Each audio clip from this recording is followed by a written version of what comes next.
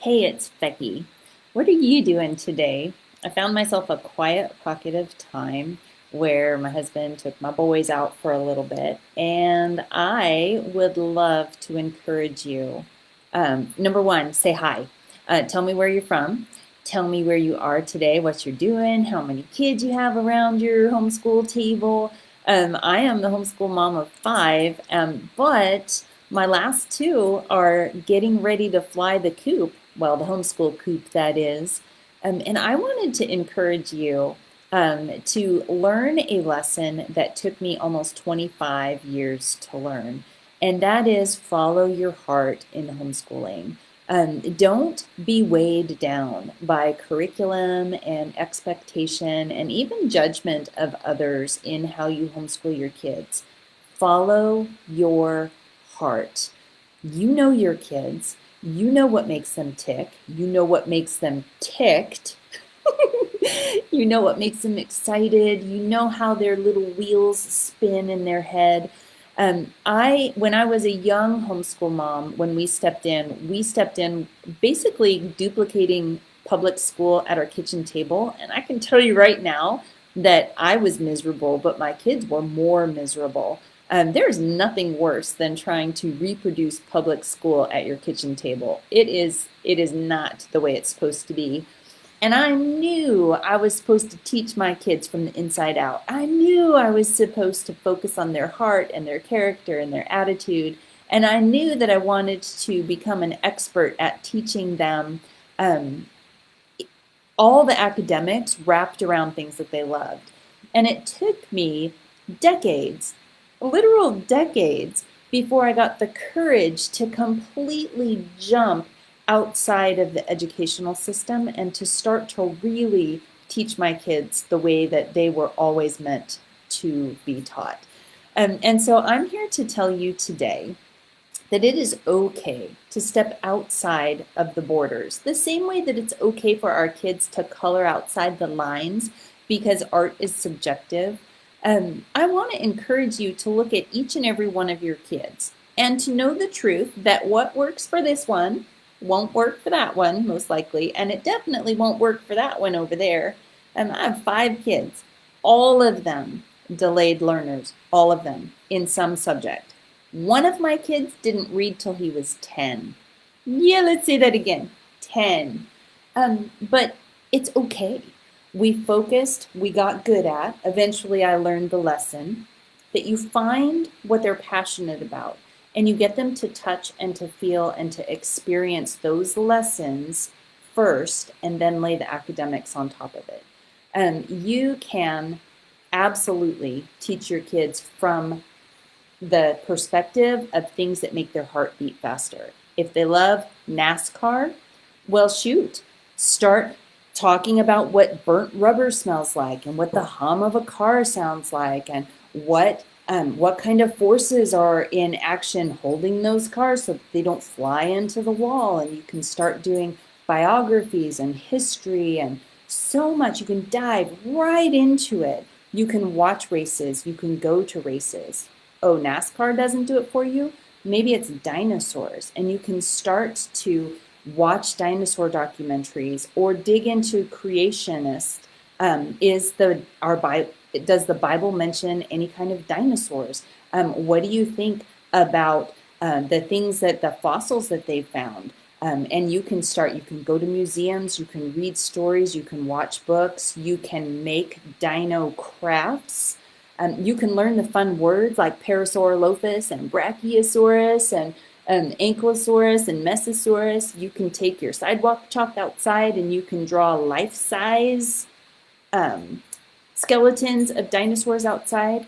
It's okay to have your addition, subtraction, multiplication, and division be all about dinosaurs. So if a dinosaur has this many feet and there are 7 dinosaurs walking and they all leave one set of footprints, how many footprints is that? How many did they leave behind? Oh, that doesn't do it. Maybe it's fairies. Maybe it's mythology. Maybe it's characters in the Bible. Maybe it's recipes. Maybe it's physics, or name it, dragons, dragonflies, flags, battles, weapons. I got 5 boys, so maybe it's samurai. One of my older kids, we did weapons throughout history. Oh my gosh, did he love that? And he fell in love with things like Damascus steel. If you don't know what that is, look it up. It's gorgeous. Um, but just have the confidence to know that you know what makes your kids excited. So why push that aside and then put a whole bunch of stuff that they consider boring in front of them, and then to try to teach them academic things on top of it? Every single thing that you touch has its own set of vocabulary. So you don't need a language arts book to tell you that this week's vocabulary list has words like pontificate or flatulence or belly button.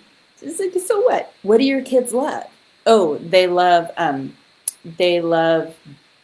baking. So maybe you need words like kneading, mixing, rising, resting, baking, degrees. Just pick whatever the subject is and brainstorm together all of the words that you would need in order to master that topic, and have that be your vocabulary for the week or 2 weeks or a month, depending on how big of a topic it is.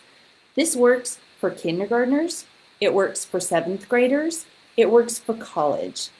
Every step in between. If you take a subject that you're passionate about and you touch it from multiple angles, you get a much deeper understanding of that topic.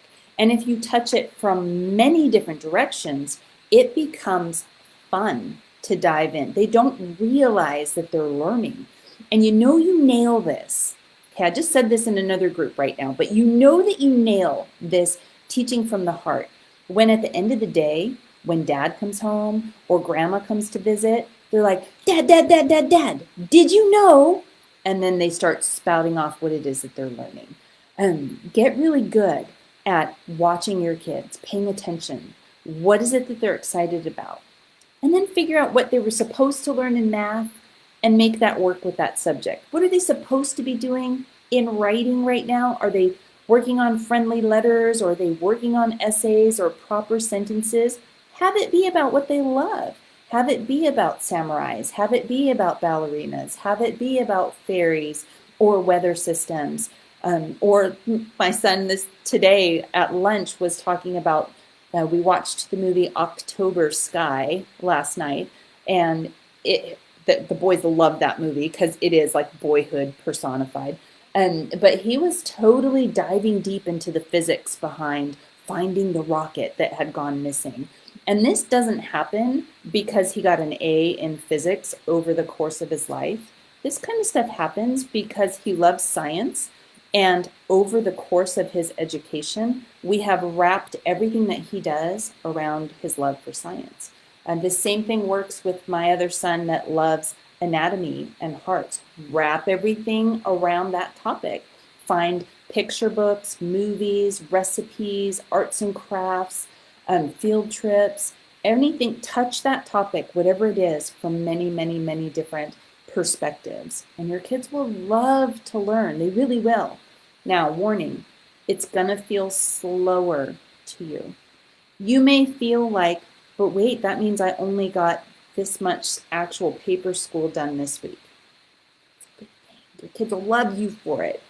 It's okay to slow down to go deeper. It really is.